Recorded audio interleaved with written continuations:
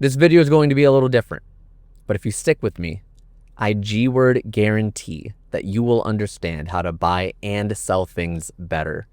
You'll understand markets better. You'll be a better investor and collector. Hopefully you've seen parts 1 and 2 of Getting to Know Collector. We created our account. We input our collection. We covered the features and the charts and the market trends. So now what? Why are we even keeping track of this thing? Well, I'm glad you asked, because in today's video, I'm going to teach you when it's time to sell. Disclaimer, this is how I know when it's time to sell. So why do we track collections? Ask yourself that question. If you ask me, I would say it's so you can know when to go.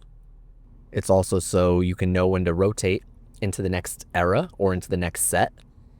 And it's so that way I can keep up with my 70-20-10 rule. Having 5 or 10 or 15 of one product will give you so much more flexibility than just buying one major box, one super expensive slab. Buy 5 $300 slabs. Buy a sealed case of Chaos Rising or Perfect Order. Start somewhere. Starting with more is better than starting with fewer but one really big one. Everyone has an opinion on this. You never sell. Wait until you 10x your money. Pokemon only goes up. All of that is nonsense. Only you know when it's time to leave the dance. Now I'm going to tell you a little story. Stick with me. You'll understand where I'm going. In October of 2024, I left San Diego. I wasn't making enough money.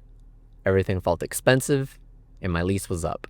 By July of 2024, that's when I knew. I knew that it was my time to leave the dance. Now I'm very comfortable here in Austin. Knock on wood, things are going really good. Things are better than if I would have stayed. My point is, only you know when you have to sell that box. Maybe you have bills, or you want to be able to buy your mom something for her birthday. The most likely scenario is that you're just a cardboard degenerate like me, and you want to buy something new. My one piece of advice is when you sell, make sure that there's a purpose.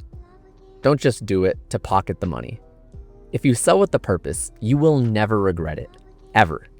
I see people all the time on Reddit. I talk to people, and they always say the same thing. I sold to pay for a wedding. I sold to finally have a down payment for a house. Something. If you are putting that money towards something and you sell with a purpose, you will have no regrets whatsoever. The whole goal of this series is to just enable you to make better decisions and to hopefully improve your lives.